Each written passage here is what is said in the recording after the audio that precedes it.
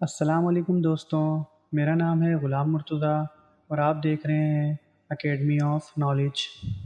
چند کچھ سوال ہیں جو کبھی نہ کبھی انسان کے ذہن میں آ ہی جاتے ہیں۔ ہم کہاں سے آئے ہیں، کس مقصد کے لیے آئے ہیں اور مرنے کے بعد کیا ہوگا؟ تو آئیے جاننے کی کوشش کرتے ہیں۔ ہر کسی نے اپنی عقل، سوچ اور نظریے کے مطابق جانا ہے، یا یہ کہہ سکتے ہیں جاننے کی ناکام کوشش کی ہے۔ کچھ نے کہا ہماری کائنات اور کچھ نہیں بلکہ کمپیوٹر پروگرام کی طرح ایک سافٹ ویئر ہے جسے ایلین کنٹرول کر رہے ہیں، جیسا کہ اس مشہور فلم پرومیتھیوس میں دکھایا گیا ہے۔ اور کسی نے کہا شاید ہم کسی بلیک ہول میں قید ہیں جہاں سے ہم کبھی باہر نہیں نکل سکتے۔ دوستوں، اب سوال ہے تھیوری آف ایولیوشن، جو سائنس میں کافی مشہور ہے اور کچھ صاحب عقل نے اسے تسلیم بھی کیا ہے، جیسا کہ چارلس ڈارون نے اوریجن آف اسپیشیز کتاب کی صورت میں دنیا کے سامنے پیش کی، اور پھر اس نے بتایا کیسے ایولیوشن کے ذریعے بندر بنا اور پھر بعد میں انسان میں بدل گیا، اور پھر دنیا بھر کے جاندار نیچرل سلیکشن کے قانون میں چلتے ہیں، یعنی کمزور جاندار جو خود کو ماحول کے مطابق نہ ڈھال سکے وہ ختم ہو جاتے ہیں، اور جو خود کو ماحول کے مطابق ڈھال لیں وہ زندہ رہتے ہیں اور طاقتور بن جاتے ہیں اور اپنی نسل آگے بڑھاتے ہیں۔ لیکن اس سب کو ثابت کرنے کے لیے کوئی ٹھوس دلائل اب تک موجود نہیں ہے، اور یہی وجہ ہے یہ اب تک سائنسی نظریہ ہی ہے۔ ایک انگریز غیر مسلم محقق ڈاکٹر ایلن سلور نے اس پہ ایک کتاب لکھی اور اس تھیوری آف ایولیوشنز کو بالکل بے بنیاد ثابت کر دیا، کیونکہ اس نے بہت سے ایسے بنیادی سوال کیے جس کے تھیوری آف ایولیوشنز کوئی جواب نہیں دیتا، جیسا کہ انسان ہی نرم بستر پر کیوں سوتا ہے، انسان ہی اپنی خوراک کو کیوں پکا کر کھاتا ہے، یہ موسمی اثرات سے بیمار کیوں ہوتا ہے، کیوں یہ جانوروں کی طرح زمین پر سونے کا عادی نہیں ہے، کیوں جانوروں کی طرح کچا گوشت نہیں کھاتا، کیوں اس کے اندر بیماریوں کے خلاف لڑنے کی طاقت موجود نہیں ہے جیسا کہ باقی جانوروں میں ہے۔ وہ اس لیے کیونکہ یہ اس دنیا کا ہے ہی نہیں، بلکہ یہ تو کسی اعلیٰ درجے کی مخلوق ہے جو جنت جیسے خوبصورت مقام سے آئی ہے، جبکہ یہ دنیا اس کا عارضی مقام ہے اور کسی خاص مقصد کے لیے اسے یہاں بھیجا گیا ہے۔ لیکن افسوس، آج ہم اپنے مقصد کو چھوڑ کر جھوٹی اور بے بنیادی چیزوں کے پیچھے بھاگتے ہیں جس سے ہمارے نبی کریم صلی اللہ علیہ وآلہ وسلم نے منع فرمایا ہے۔ اس موضوع پر ایک بہت ہی مشہور فلم پرومیتھیوس کو بنایا گیا ہے، جس کی کہانی اپنے بنانے والے رب، مالک یا انجینئر کو کائنات میں کہیں ڈھونڈنے نکلتے ہیں۔ یہ کہانی کیا ہے، اس کا انجام کیا ہوگا اور اس کے پیچھے راز کیا ہے؟ اگر آپ اس میں انٹرسٹڈ ہیں تو ویڈیو کو اینڈ تک لازمی دیکھیے گا۔ تو جانتے ہیں اس فلم کی کہانی کے بارے میں۔ یہ فلم 2012 میں ریلیز کی گئی اور اس کے 2 پارٹس بن چکے ہیں۔ تو کہانی شروع ہوتی ہے زمین کے اس وقت سے جب زمین پر کچھ بھی موجود نہیں تھا۔ اسی دوران ایک ایلین شپ سمندر پر آ کر رکتی ہے۔ اس شپ سے ایک ایلین نکل کر سمندر کے کنارے پر کھڑا ہوتا ہے اور کسی لیکوڈ جیسی چیز کو پیتا ہے، جس کے بعد اس کا جسم گھلنے لگتا ہے اور پانی میں گر جاتا ہے۔ اس سین سے یہ معلوم ہوتا ہے جیسے اس نے اپنے آپ کو جان بوجھ کر سیکریفائس کیا ہو، اور پھر اگلے سین میں دکھایا جاتا ہے کہ اس کے ڈی این اے سے پہلے جاندار کی تخلیق کا مرحلہ شروع ہو جاتا ہے، اور پھر اگلا سین آتا ہے جس میں ہمیں یہ بتایا جاتا ہے کہ اب تک 35,000 کا عرصہ گزر چکا ہے۔ انسان اب بہت ہی زیادہ ایڈوانس اور جدید ہو چکے ہیں۔ وہ آرٹیفیشل انٹیلیجنس پر مشتمل روبوٹس کو بنا چکے ہیں جو صرف انسانوں کی طرح دکھتے ہی نہیں بلکہ انسانوں کی طرح سوچ بھی سکتے ہیں۔ انسان ایسے جہاز بنا چکے ہیں جو کہ خلا میں سفر کر سکتے ہیں۔ اسی دوران دکھایا جاتا ہے کچھ بایولوجسٹ اور سائنٹسٹ ایک غار میں کھدائی کرتے دوران کچھ قدیم نشانوں کو دیکھتے ہیں جو کافی قدیم ہیں اور پتھروں میں بنائے گئے ہیں۔ اس نشان کی طرف ایک انسان کچھ ستاروں کی جھرمٹ کی طرف اشارہ کر رہا ہے۔ یہ لوگ پہلے تو اسے دیکھ کر بہت حیران ہوتے ہیں کیونکہ بالکل اسی طرح کے نشان سیم طرح کے سولر سسٹم کے اسٹرکچر کی جانب اشارہ کر رہا ہو۔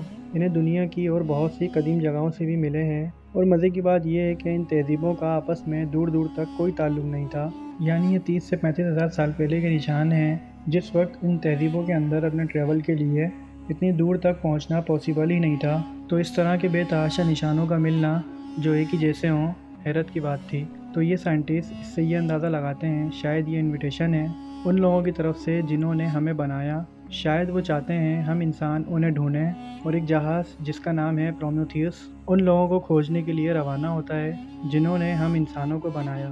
یہ 17 لوگوں کی ٹیم اس جہاز میں بیٹھ کر ان ستاروں کی جھرمٹ کی طرف بڑھتی ہے جو کہ ان قدیم نشانوں میں دکھائے گئے تھے۔ یہ سبھی لوگ ایک سلیپنگ چیمبر کے اندر سو جاتے ہیں تاکہ ان کی عمر نہ بڑھے۔ اسی دوران ڈیوڈ نام کا ایک روبوٹ 28 مہینے تک پورے جہاز کو سنبھالتا ہے۔ آخرکار یہ لوگ اس جگہ پر پہنچ جاتے ہیں، لیکن انہیں اس پلینٹ پر زندگی کا کوئی نشان نہیں ملتا۔ 2 بڑی چٹانوں سے گزرتے ہوئے انہیں ایک بہت بڑا اسٹرکچر دکھتا ہے جو کہ سیدھی لائن میں ہوتا ہے، जिसे देखकर डॉक्टर चार्ली कहते हैं कुदरत कभी भी सीधी लाइन में कुछ नहीं बनाती, तो यकीनन इस स्ट्रक्चर के अंदर कुछ मौजूद है। तो ये लोग जहाज़ से उतर कर स्ट्रक्चर के अंदर जाते हैं और अंदर जाकर अपने स्कैनर को छोड़ते हैं ताकि इस जगह का नक्शा बना सकें कि हमें किस तरफ जाना है, जबकि उस जहाज़ में मौजूद पायलट और बाकी अमला इन्हें लाइव देख रहे होते हैं। जब वो स्ट्रक्चर में पहुंचते हैं तो पता चलता है कि यहाँ का माहौल इंसानों के रहने के लायक है और यहाँ पर हम लोग बिना हेलमेट के भी सांस ले सकते हैं। सो ये सभी लोग अपने हेलमेट यहाँ उतार देते हैं। डेविड ट्रिबोट को यहाँ कुछ निशान नज़र आते हैं जो कि बहुत ही अजीब व गरीब होते हैं और इन्हें दबाने पर यहाँ पर कोई एक्स-रे रिकॉर्डिंग चलना शुरू हो जाती है और दिखाया जाता है कुछ लोग किसी चीज़ से डर कर भाग रहे होते हैं, जिसमें से एक दरवाजे के अंदर फंस के मर जाता है। इसके बाद रिकॉर्डिंग बंद हो जाती है। दरअसल ये इस दुनिया के अंदर सीसीटीवी कैमरा था जो कि कई हज़ार साल पहले के वाक़यात दिखा रहा है कि यहाँ एक्चुअल में क्या हुआ था, क्योंकि ये टेक्निक इस दुनिया के अंदर इस्तेमाल होती है। जब ये लोग रियल के अंदर देखते हैं तो वहाँ पर वाकई एक लाश मौजूद होती है। यहाँ पे काफ़ी तादाद में किसी किस्म के मर्तबान भी पड़े होते हैं जिनके अंदर कोई लिक्विड जैसी चीज़ रिस रही होती है। जब ये लोग यहाँ पर कदम रखते हैं तो इनके आने की वजह से इस पूरी जगह के अंदर एक बदलाव आना शुरू हो जाता है और ये लिक्विड निकलना शुरू हो जाता है। डेविड इनमें से एक मर्तबान को अपने साथ रख लेता है और किसी को भी इस बारे में नहीं बताता। ये लोग इन मर्तबानों को देखकर कहते हैं कि यहाँ पर बसने वाली कोई मखलूक किसी किस्म की क्रिएशन कर रही थी, लेकिन फिर शायद यहाँ पर कुछ गलत हो गया। इसी दौरान यहाँ पर एक तूफ़ान आना शुरू हो जाता है और फिर ये लोग जहाज़ की तरफ बढ़ते हैं। ये लोग बड़ी मुश्किल से जहाज़ के अंदर पहुंचते हैं, लेकिन फिर भी दो लोग उसी स्ट्रक्चर के अंदर फंस जाते हैं। डेविड जिस मर्तबान को अपने साथ लेकर आया था वो उसे खोलता है तो उसके अंदर कुछ डीएनए ट्यूब्स मौजूद होती हैं। इनमें से एक को डॉक्टर चार्ली की ड्रिंक में मिलाकर पिला देता है, ये जानने के लिए कि इस वायरस का इंसान पर क्या असर होगा। डॉक्टर एलिजाबेथ शो उस सर को अपनी लेबॉर्ट्री में ले आती हैं जो उन्हें उस स्ट्रक्चर से मिला था और उस पर तजर्बात करना शुरू कर देती हैं और कोशिश करती हैं उस सर को थोड़ी देर के लिए किसी भी तरह से ज़िंदा किया जा सके ताकि वो उससे बात करके कुछ जानने की कोशिश करें। लेकिन इस तजर्बात की वजह से एलियन का सर फट जाता है और इस पर मज़ीद तहकीकात करने से पता चलता है कि इस एलियन का डीएनए और हम इंसानों का डीएनए बिल्कुल सेम है, यानी हम इंसान इन्हीं की औलाद हैं। और इसी दौरान दिखाया जाता है कि डॉक्टर चार्ली और डॉक्टर एलिजाबेथ के दरमियान एक सेक्सुअल रिलेशन कायम होता है, जबकि दूसरी तरफ दिखाया जाता है स्ट्रक्चर में फंसे हुए लोगों को सांप जैसी चीज़ मार देती है और इस स्ट्रक्चर में मौजूद स्कैनर एक जगह पर जाकर रुक जाते हैं जहां पर एक दरवाज़ा होता है। इस कमरे के अंदर बहुत बड़ी बड़ी पेंटिंग्स मौजूद होती हैं। डेविड यहां पर पहुंच जाता है और कुछ बटन्स को दबाता है, जिसके बाद पूरी यूनिवर्स का नक्शा इसे दिखाई देने लगता है। डेविड को एक्सरे स्कैनर से ये पता चलता है यहाँ पर मौजूद लोग ज़मीन की तरफ उड़ने वाले थे कि इंसानों को ख़त्म करके किसी नई मखलूक को दुनिया पर आबाद करें, लेकिन फिर अचानक कोई गड़बड़ हो गई और ये लोग यहीं रह गए। डेविड एक चैम्बर के पास जाता है जहाँ पर अभी भी एक एलियन एक स्लीपिंग चैम्बर के अंदर सो रहा है। इसी दौरान डेविड ने जो डीएनए चार्ली की ड्रिंक में मिलाया था उससे चार्ली बीमार होने लगता है, तो इसे वापस जहाज़ पर ले जाने की कोशिश की जाती है, लेकिन जहाज़ की इंचार्ज इसे अंदर आने से रोकती है और कहती है इसका वायरस हम सब के लिए ख़तरा है, लिहाजा वो डॉक्टर चार्ली को जलाकर मार देती है। अब डॉक्टर एलिजाबेथ के पेट के अंदर 3 महीने का एक बच्चा नज़र आता है, हालांकि उसे याद होता है कि एक दिन पहले तक ऐसा कुछ नहीं था और ऐसा दरअसल उस डीएनए की वजह से होता है जो डेविड ने चार्ली की ड्रिंक में मिलाई थी, जो कि एलिजाबेथ शो के अंदर भी मुंतकिल हो गया। डॉक्टर एलिजाबेथ शो अपना ऑपरेशन करके इस कीड़े जैसी मखलूक को अपने अंदर से निकाल देती है और एक कमरे की तरफ बढ़ती है जहां वो एक ऐसे शख्स को देखती है जिसकी उम्र तकरीबन 100 साल है और वो अभी अभी स्लीपिंग चैम्बर से जागा है। दरअसल ये पूरे प्रोजेक्ट को फंडिंग करने वाला होता है और इसका मकसद ये होता है जिसने हम इंसानों को बनाया ये उनसे मिलकर उनको कहे कि हमें दोबारा ज़िंदगी दें या फिर इसको दोबारा जवान कर दें। डॉक्टर एलिजाबेथ शो कहती हैं कि अब कोई फ़ायदा नहीं क्योंकि वो सब के सब लोग मर गए हैं, लेकिन डेविड कहता है इनमें से अब भी एक ज़िंदा है, वो स्लीपिंग चैम्बर में सो रहा है और मैंने उसे अभी देखा है। तो ये लोग सब लोग उसी जगह पे दोबारा जाते हैं उससे मिलने के लिए और पता चलता है ये बहुत बड़ा स्ट्रक्चर इन एलियन का एक मिलिट्री एरिया था जहाँ पर ये तबाही के हथियार बनाते थे।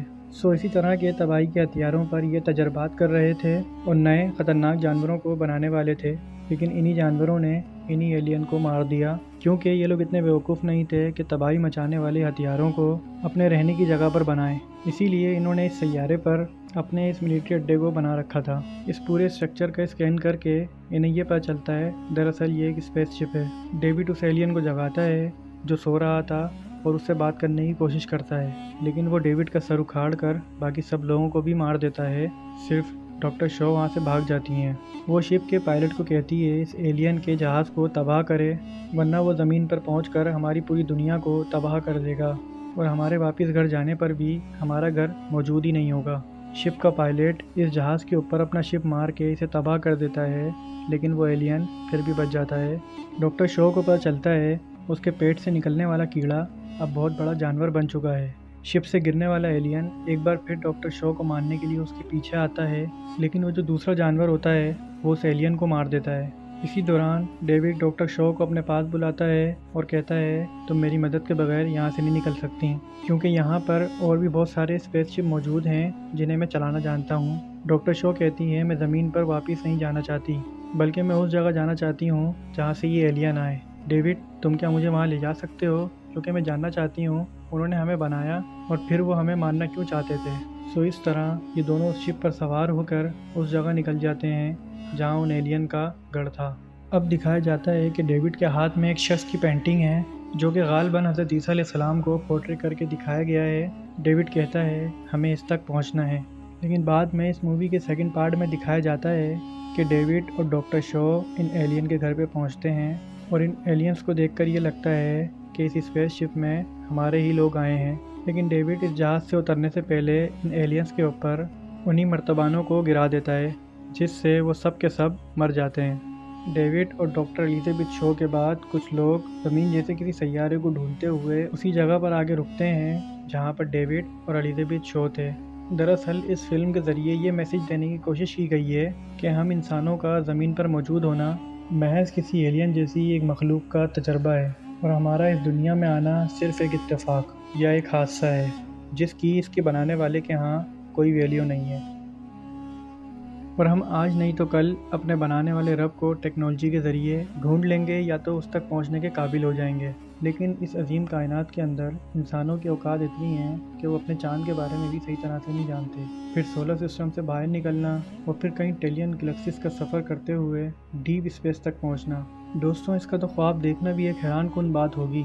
जिस शख्स की तस्वीर दिखाकर उस तक पहुंचने की बात की जा रही है दरअसल वो भी मखलूक हैं, क्योंकि खालिक की खासियत तो ये है ना वो पैदा होता है, वो हमेशा से है और हमेशा तक रहेगा। क्योंकि मखलूक तो पैदा होती है और फना भी होती है, फिर चाहे वो कोई एलियन मखलूक ही क्यों ना हो।